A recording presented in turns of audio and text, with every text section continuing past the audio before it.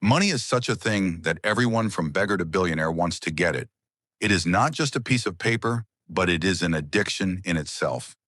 Money is such a language that everyone knows from PhD clerk to illiterate politician. It is only money that has made the people living in the forests sit in these cloud-touching buildings to vehicles that run faster than the wind. Money is a piece of paper which has no value in itself, but it tells you the value of other things. Now the question is, from where did money get so much power? History of money. Let's understand in a little detail. Thousands of years ago, humans used the barter system for transactions. Where to buy one thing, you had to give something else. That is, if someone has rice and needs sugar, then he has to find a person who wants to sell sugar and at the same time needs rice. Due to many such problems, people thought something different and started commodity. People made money out of everything that was useful to everyone. And people started doing business through cattle, grain, tobacco, and liquor. But there was a problem with this too. It was very difficult to find out what is the true value of what I have. And the commodity used to get spoiled with time. The animals bought used to die, and the grains used to rot. Now man needed something which was universal, and the coins made of gold and silver started. But this two-legged creature had a problem with this too. Along with carrying heavy gold, there was also the fear of theft. So some goldsmiths and other people together found a solution. He said to the people, "You keep your gold with us, we will keep it safe." In return, that goldsmiths would have given a piece of paper in which it was written, "I have kept this much of your gold," which was called IOU, meaning I owe you, by showing which people could take their gold back anytime. Everyone liked this idea very much, and people started keeping their gold with them. But then after some time, the goldsmiths realized that after making this system, almost no one came back to take their gold. And everyone started doing business only through that receipt, because everyone was convinced there is a receipt, it means there must be gold too. Now, after understanding this, the goldsmiths got greedy.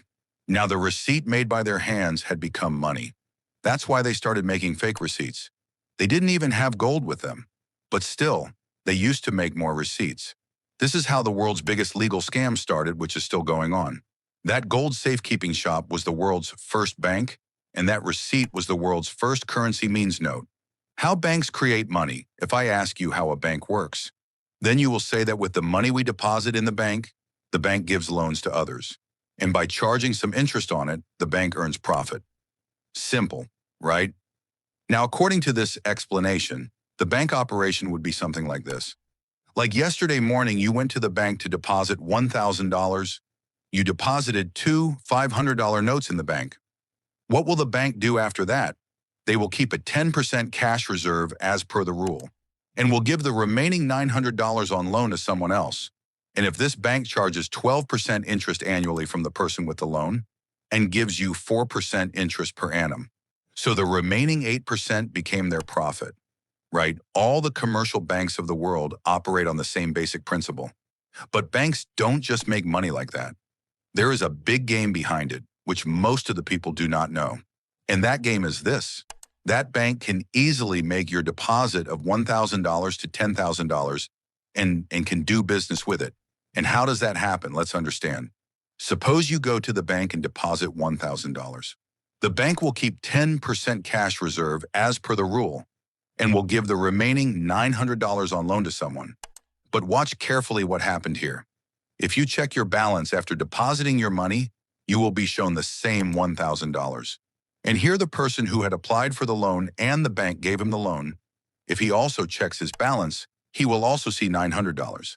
This means both of you have purchasing power of $1,000 and $900 in your hands. Whereas in reality, that bank has only $1,000 in cash. Means that bank, just by typing some numbers on its computer, created currency of an extra $900 in the market, which is, of course, virtual because there is no cash to back it. And this game does not end here, it goes much further. Like the person who applied for a loan of $900, he would not have applied for the loan without any reason. He must have needed those $900 to buy something, and when he spends the money, this money will simply be transferred from his account and deposited in someone else's account. And the bank will again reserve 10% of this $900 and again lend the remaining $810 to someone else.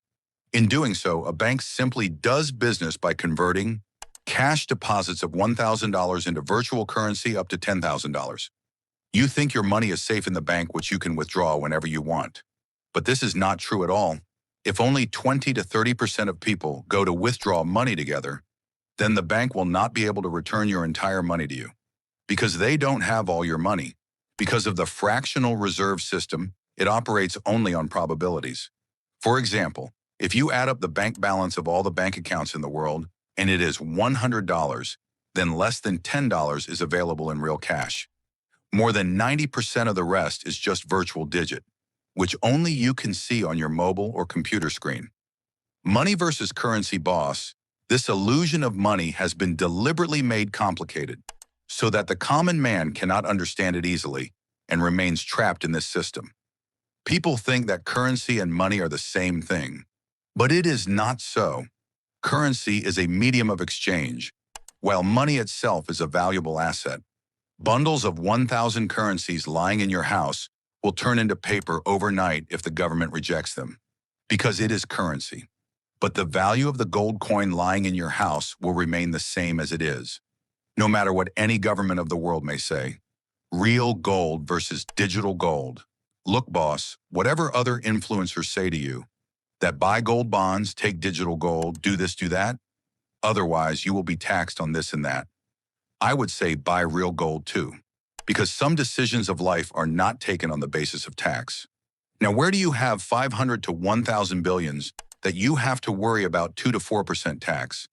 And the truth is that only real goods are useful at the time of the pandemic. You cannot buy a ration for the whole year by showing your gold bond certificate to someone. But with a small amount of gold lying at home, one can manage for the whole year. This paper is only about trust, and the world is stable on trust only.